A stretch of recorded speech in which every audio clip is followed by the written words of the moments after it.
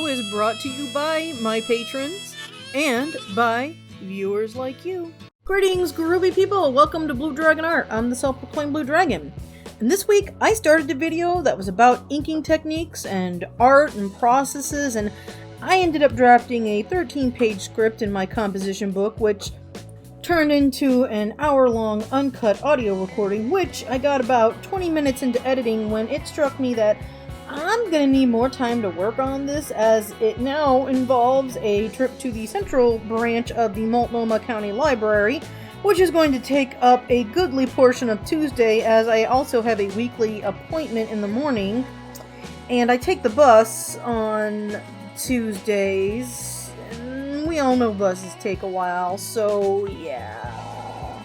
Time for a quick video, smashing hours of footage into maybe 10 to 15 minutes. Yay! I am entering, for this image that I'm working on in the background, a somewhat experimental phase, at least for me.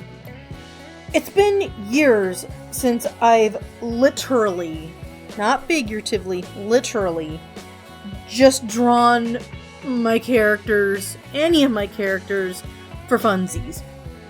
I do the annual VDSD, and sometimes I'll do an exchange or holiday stuff, but just sitting down and doing a standalone image, it's been maybe 2 to 3 years, not since like I was doing some traditional art pieces for the True North art markets that I participated in.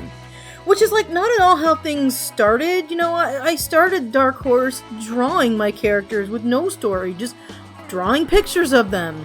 So it's kind of interesting how things have really flipped, and I've become very detached from just having fun drawing my characters.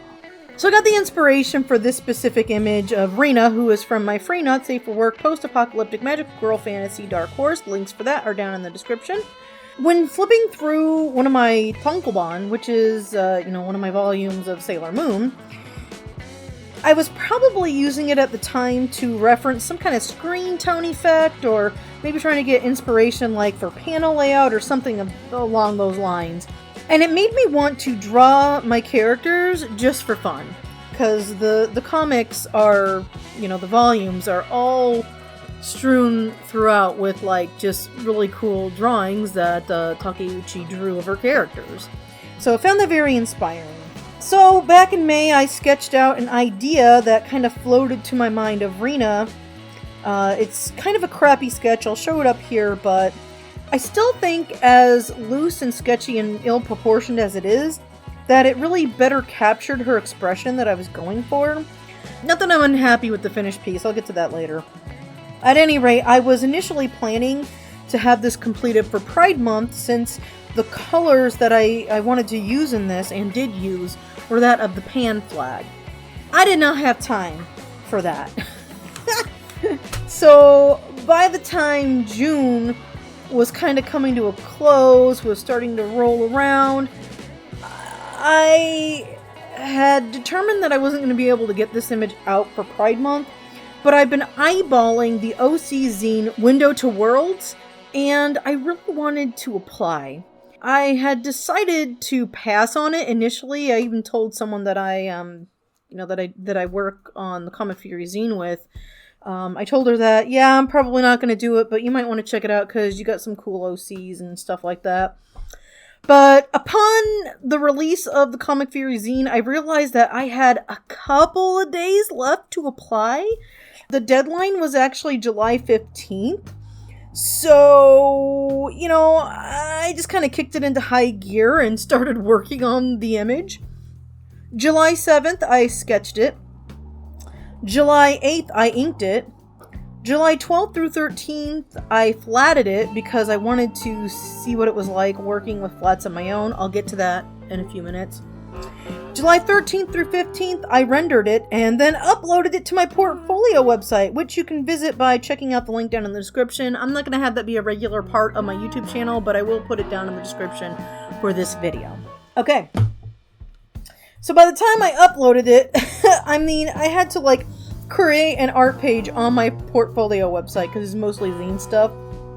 And that entailed me having to sift through a bunch of files for my favorite OCs and commissions and create galleries and curate the order and remember what mediums and shit everything was done in, because I didn't want it to look like I had specifically made this page for a not paid zine. I mean, come on, who in their right mind would do that, right? I didn't. I totally didn't create the page on July 13th. I didn't upload this image on July 16th. What? Why would I do that, y'all? Seriously? Anyway, now I have an actual portfolio page to share with people who may want commissions, and I look a little bit more like a big girl now. Look at me! Yay! Okay, sarcastic babbling aside, I squeaked my way into applying, and we'll know if I get in late August. You will be the second or third to know if you watch this video. If you watch that video, I should say. Whether or not I make it. Because I will be sharing whether or not I get, accepted or rejected. I like to be honest. And it kind of gives people inspiration. Because if someone as crappy as me can get into a zine, then you can too.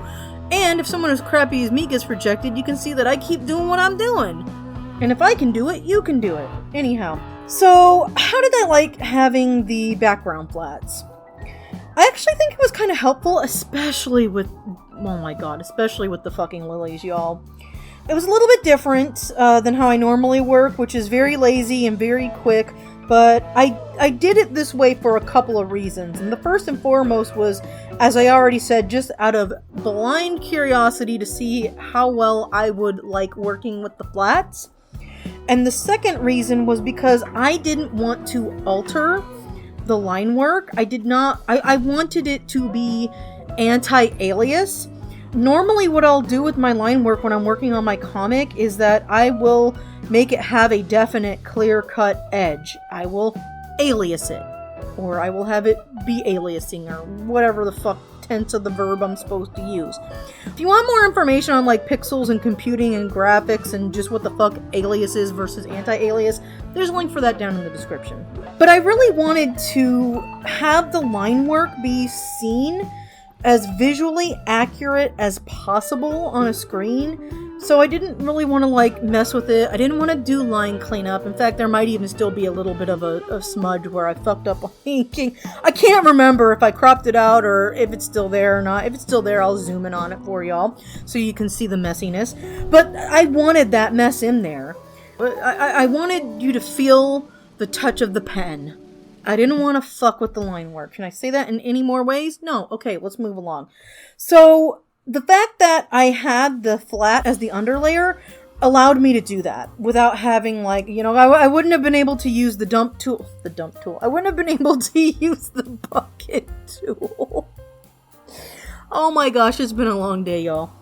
I wouldn't have been able to use the bucket tool because of the anti-aliasing with the lines.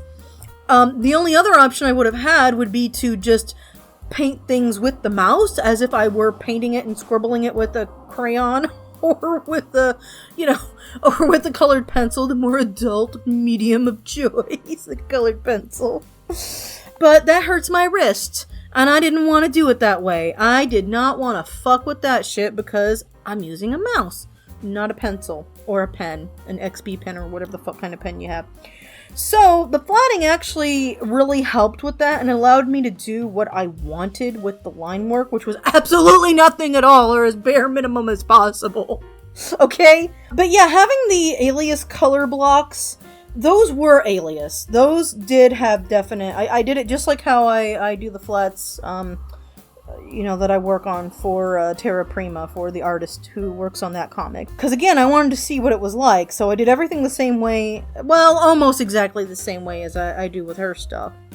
So it was kind of experimental for me. Really, it actually, what it did allow me to experiment with was adding texture and coloring and focusing more on the rendering than maybe I sometimes do. That really took a lot of the headache out of coloring those lilies, because then I was able to play around with some different brushes. I will say that I am supremely happy with how they turned out, And it was very fun playing around with those brushes, as I was saying, trying to get like some different effects.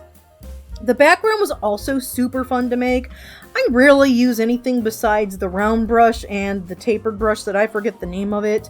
So getting to play around with layering the colors and using the stencil brushes, that was probably my favorite part of the coloring of this image.